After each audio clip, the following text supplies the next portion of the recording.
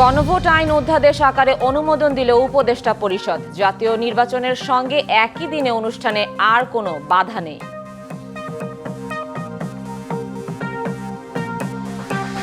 ডিসেম্বরের প্রথমার্ধে জাতীয় নির্বাচনের তফসিল জানালো ইসি। রাজনীতির সঙ্গে জড়িত কাউকে পর্যবেক্ষক নিয়োগ দেয়া যাবে না।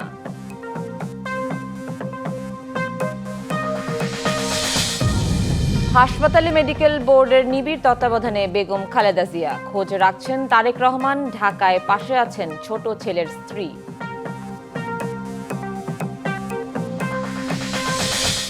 প্লট দুর্নীতি মামলায় শেখ রেহানা সহ ১৭ আসামির বিরুদ্ধে রায় ১ ডিসেম্বর। জুলাইয়ে কুষ্টিয়ায় ৬ হত্যা মামলার সাক্ষ্য গ্রহণ ৮ ডিসেম্বর।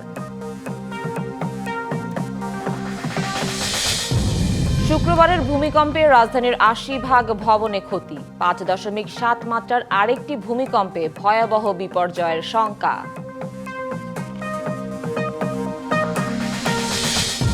এবং বিদেশি প্রতিষ্ঠানের হাতে চট্টগ্রাম বন্দর তুলে দেওয়ার প্রতিবাদে কাল ৩ ঘণ্টার অবরোধ। শ্রমিকদের আন্দোলনকে অযৌক্তিক দাবি ব্যবসায়ীদের। স্বাগত ডিভিসি সংবাদে। দেখছিলেন নাসির সিনটেক্স অ্যালুমিনিয়াম সংবাদ শিরোনাম। আপনাদের সাথে আছি আমি সুনন্দা রায়চৌধুরী। আর এবার জানাবো খবরের বিস্তারিত। সংসদ নির্বাচনের তফসিল ঘোষণা ডিসেম্বরের প্রথমার্ধে। এর 10 দিনের মধ্যেই ইসিতে দিতে হবে পর্যবেক্ষকদের তালিকা। দেশি পর্যবেক্ষক সংস্থার সাথে সংলাপে একথা জানিয়েছেন কমিশন। প্রধান নির্বাচন কমিশনার বলেন, পর্যবেক্ষকদের চোখ দুষ্টু হলে নির্বাচন সুষ্ঠু হবে না। তাই তাদের রিপোর্ট হতে হবে স্বচ্ছ, জড়ানো যাবে না রাজনীতিতে। ঘনিয়ে আসছে ত্রয়োদশ জাতীয় সংসদ নির্বাচন। একটি সুষ্ঠু অংশগ্রহণমূলক নির্বাচন আয়োজনে পুরোদমে প্রস্তুতিতে ইসি। অংশীজনদের সাথে ধারাবাহিক সংলাপের অংশ হিসেবে মঙ্গলবার আগারগাঁওয়ে নির্বাচন ভবনে দেশি নির্বাচন পর্যবেক্ষকদের সাথে বসে কমিশন। ইসি বলছে, নির্বাচনের তফসিল হবে ডিসেম্বরের প্রথমার্ধে। তাদের আশা, এবার ভোট হবে দেশের ইতিহাসে সবচেয়ে স্বচ্ছ। ভোটার উপস্থিতিও হবে বেশি। বাংলাদেশের ইতিহাসে সবচেয়ে স্বচ্ছ নির্বাচন হতে যাচ্ছে 2026 সালে। এই স্বচ্ছতার ব্যত্যয় যারা ঘটাবে তাদেরকে নির্বাচন কমিশন ন্যূনতম ছাড় দিবে না। আর এবারে নির্বাচনে এআই এর ঝুঁকি থাকায় ডিজিটালি পর্যবেক্ষণের দাবি জানান পর্যবেক্ষকরা। ভোটের আগে 10 দিন এবং ভোটের পরে 10 দিন সেনাবাহিনী যাতে থাকে, সেনা আইন শৃঙ্খলা পরিস্থিতি এবং সেনাবাহিনীর লোকজন থাকে, এটা করা দরকার। রাজনৈতিক অংশগ্রহণের কাঠামোগত সংস্কার, সকল রাজনৈতিক দলের সমান মতামত উপস্থাপন, প্রচারণার সুযোগ এবং মিডিয়া অ্যাক্সেস নিশ্চিত করা। যদি ভোটার কাউন্টে নারীদের আলাদা সংখ্যাটা জানানো যায় তাহলে আমরা একটু নারীরা কত পার্সেন্ট ভোট দিয়েছে এটা জানা যাবে। প্রধান নির্বাচন কমিশনার বলেন, পর্যবেক্ষক সংস্থাগুলোকে সহযোগী হিসেবে পেতে চায় ইসি। নির্বাচন কর্মকর্তারা ঠিকমতো দায়িত্ব পালন করছেন কিনা তাও দেখতে হবে। তবে রাজনীতির সাথে জড়িত কাউকে এ কাজে রাখা যাবে না। আমাদের বাংলাদেশিরা কিন্তু খুব বেশি রাজনীতি সচেতন। এখন আপনাদের যাদেরকে এনগেজ করবেন তারা যদি ওখানে গিয়ে রাজনীতিতে জড়িয়ে পড়ে তাহলে কিন্তু একদম ড্যামেজ হয়ে যাবে সবকিছু। আমাদের এজেন্ডা একটাই, একটা ক্রেডিবল, সুন্দর, ট্রান্সপারেন্ট নির্বাচন জাতিকে উপহার দেওয়া। স্বচ্ছ নির্বাচন করতে পর্যবেক্ষকদের আইন সম্পর্কে ভালো ধারণা দেওয়ার ব্যবস্থা করার কথাও বলেন CEC. Khalid Hasan, DBC news. বিদেশি প্রতিষ্ঠানের হাতে চট্টগ্রাম বন্দর তুলে দেওয়ার ইস্যুতে মুখোমুখি অবস্থানে বন্দর কর্তৃপক্ষ ও শ্রমিক কর্মচারী ঐক্য পরিষদ। বুধবার সকাল 10টা থেকে 1টা পর্যন্ত হালিশহর টোল প্লাজার প্রবেশমুখ ও বড়পোল 2 স্পটে অবরোধের ঘোষণা দিয়েছেন আন্দোলনকারীরা। তবে এই আন্দোলন যুক্তিসঙ্গত নয় বলছেন ব্যবসায়ী নেতারা। এদিকে চট্টগ্রাম বন্দরের নিউ মোরিং কন্টেইনার টার্মিনাল পরিচালনায় বিদেশি কোম্পানির সঙ্গে চুক্তি নিয়ে রুলের শুনানি শেষ হয়েছে। 4 ডিসেম্বর রায় দেবে হাইকোর্ট। বিদেশি কোম্পানিকে চট্টগ্রাম বন্দর ইজারা দেয়া নিয়ে অবরোধ কর্মসূচির ডাক দিয়া 2 সংগঠনের নেতাদের সঙ্গে বৈঠকে বসে বন্দর কর্তৃপক্ষ। আলোচনা পরিণতি পায়নি, তাই অবরোধ কর্মসূচিতে অনড় থাকার ঘোষণা দেয় শ্রমিক কর্মচারী ঐক্য পরিষদ।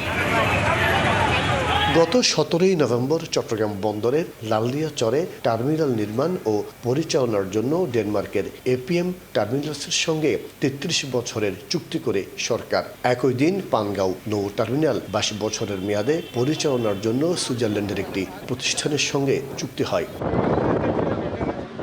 এছাড়া বন্দরের নিউ মোরিং কন্টেইনার টার্মিনালও বিদেশি প্রতিষ্ঠানের কাছে ইজারা দেওয়ার সিদ্ধান্ত আছে সরকারের।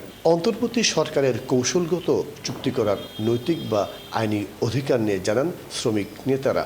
এই কর্মসূচি আমাদের বলবৎ আছে। আমাদের শ্রমিক কর্মসূচি ঐক্য পরিষদে আমরা সমস্ত নেতৃবৃন্দরা ঐক্যবদ্ধভাবে এবং সবাই সিদ্ধান্ত নিয়ে আমরা এটা বলবৎ রাখছি এবং আগামী 26 তারিখে ইনশাল্লাহ অবরোধ হবে।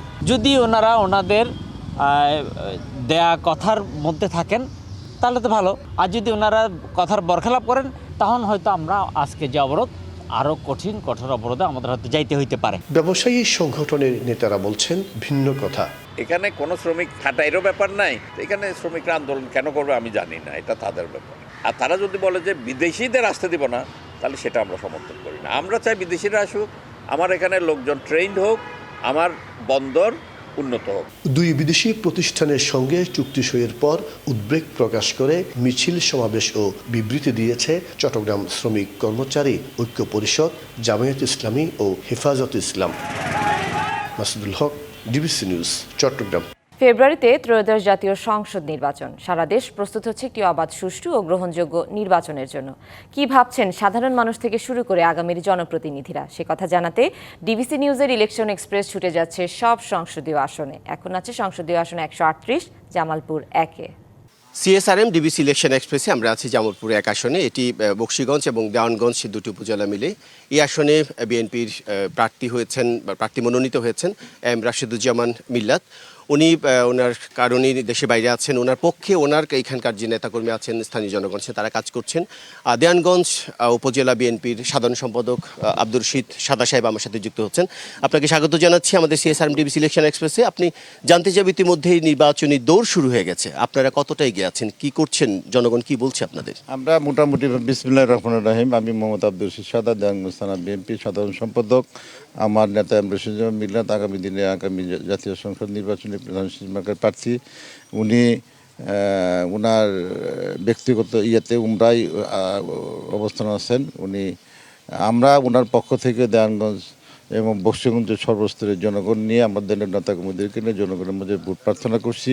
জনগণ আমাকে বিপুল আমাদেরকে সাড়া দিচ্ছে এবং আগামী জাতীয় সংসদ নির্বাচনে উনি ইনশাল্লাহ বিপুল ভোটে দেওয়ানগঞ্জ বকশীগঞ্জ থেকে বিজয়ী হবে এই আশাবাদ ব্যক্ত করছি। তো আপনারা জনগণের কাছে যাচ্ছেন, জনগণের সব প্রত্যাশা নিশ্চয়ই পূরণ হয়নি, কিছু পূরণ হয়েছে, কিছু বাকি আছে। আপনারা কি চিহ্নিত করেছেন, যদি আপনারা নির্বাচিত হন কি করবেন আপনাদের এলাকার জনগণের জন্য? আমরা বিগত সময়ে আমাদের নেতা এম রাশেদুজ্জামান মিল্লাত সাহেব, উনি সাবেক এমপি, 2001-এ দেওয়ানগঞ্জ বকশীগঞ্জ থেকে বিপুল ভোটে এমপি নির্বাচিত হয়েছিলেন। উনি গত নির্বাচনে যে প্রতিশ্রুতিগুলো দিয়েছেন সে প্রতিশ্রুতি রক্ষা করেছেন। এবং আপনারা জানেন যে দেওয়ানগঞ্জ বকশীগঞ্জের দেওয়ানগঞ্জ এবং ডাংধরা, শুধু দেওয়ানগঞ্জ থেকে ডাংধরা যে পোলাকান্দি ব্রিজ 608 মিটারের ব্রিজ, এলজিডি সর্ববৃহৎ একটা ব্রিজ উনি নির্মাণ করেছেন। এই নির্মাণের প্রেক্ষিতে দেওয়ানগঞ্জ থেকে শুধু রৌমারী, রাজীবপুর এই তিনটা থানার সংযোগ বৃদ্ধি পেয়েছে। এবং বিগত সময়গুলোতে দেওয়ানগঞ্জের বাংলাদেশ স্বাধীনতার পরবর্তী সময়ে দেওয়ানগঞ্জের বিএনপি এমপি আমরা পাই নাই। 2001-এ শুধু আমরা এম রাশেদুজ্জামান মিল্লাত সাহেবকে পেয়েছিলাম। ওনার মাধ্যমে 2001 থেকে 2006-এ বিপুল উন্নয়ন কাজ উনি করেছেন, যেটা বিগত সময়ে স্বাধীনতার পরবর্তী সময়ে নদী ভাঙ্গন থেকে শুরু করে এবং আমাদের বিপুল রাস্তাঘাট, ব্রিজ, কালভার্ট এবং উনি এটা করেছেন। এবং জনগণের নির্বাচনের সকল প্রস্তুতি, সকল প্রতিশ্রুতি রক্ষা করে উনি আগামী বিগত সময়ে প্রতিশ্রুতিগুলো রক্ষা করেছেন। ধন্যবাদ। আপনাদের নেতা তারেক রহমান তিনি বলছেন যে তারুণ্যের কথা বলছেন, যে তারুণ্যের প্রথম ভোট ধানের শীষের পক্ষে হোক। তো কি করবেন আপনারা ক্ষমতায় গেলে তারুণ্যের জন্য? আমরা দেওয়ানগঞ্জে তারুণ্যের ভোট, প্রথম ভোটটা ধানের শীষে হোক, এই আমাদের ভারপ্রাপ্ত চেয়ারম্যান তারেক রহমান সাহেবের ঘোষণা। আমরা আশা করি যে দেওয়ানগঞ্জে তারুণ্যের ভোট ধানের শীষে হবে।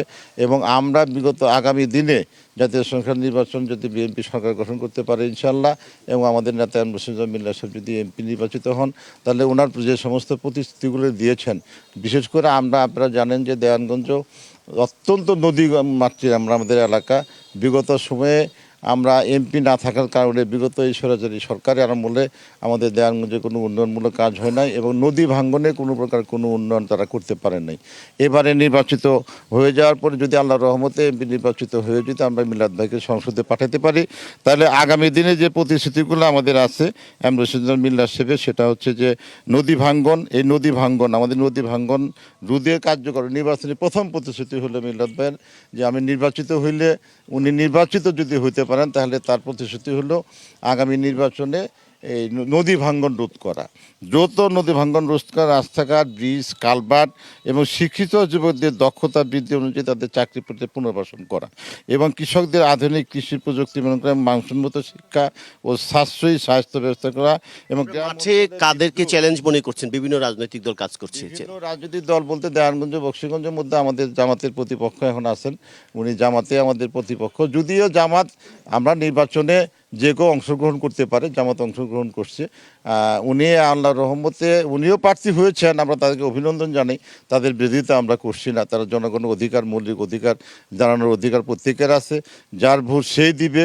আপনাদের যে প্রার্থী রশিদুজ্জামান মিলাদ সাহেব, ওনার জন্য আমাদের পক্ষ থেকে শুভকামনা থাকলো। আপনারা শুনছিলেন CSRM ডিবিসি ইলেকশন এক্সপ্রেস। আমরা পরবর্তীতে বিকেল 5টায় জামালপুর 2 আসনে যাব, সেখানকার বিভিন্ন রাজনৈতিক দলের নেতাদের সাথে কথা বলার চেষ্টা করব। ততক্ষণ আমাদের সাথেই থাকুন। মানিকগঞ্জে সবজি এবং পেঁয়াজের আবাদ মৌসুমে সার না পেয়ে বিপাকে কৃষকরা। তাদের অভিযোগ ডিলাররা এই তীব্র সার সংকট তৈরি করেছে। জেলায় যে মোট 123 জন সারের ডিলার থাকলেও অনেকেই সারের সংকট দেখে বস্তা প্রতি কয়েকশো টাকা বাড়তি দামে বিক্রি করছেন সার। ফলে সময়মতো সার না পাওয়ায় কৃষিকাজে নানা সমস্যা দেখা দিচ্ছে। কৃষি বিভাগ জানিয়েছে নভেম্বর মাসে জেলায় 16,500 মেট্রিক টন সারের বরাদ্দ ছিল। চাহিদা বাড়ায় সংকট মোকাবেলায় গতকাল ডিলারদের জন্য অতিরিক্ত 2,000 মেট্রিক টন সার বরাদ্দ দেওয়া হয়েছে। সার বিক্রিতে অনিয়মের কারণে জেলায় ইতিমধ্যে 12 জন ডিলারকে মোট 2,20,000 টাকা জরিমানা করা হয়েছে। তবে কৃষি বিভাগ জানিয়েছে চলতি মাসে মানিকগঞ্জে আর কোনো সার সংকট থাকবে না।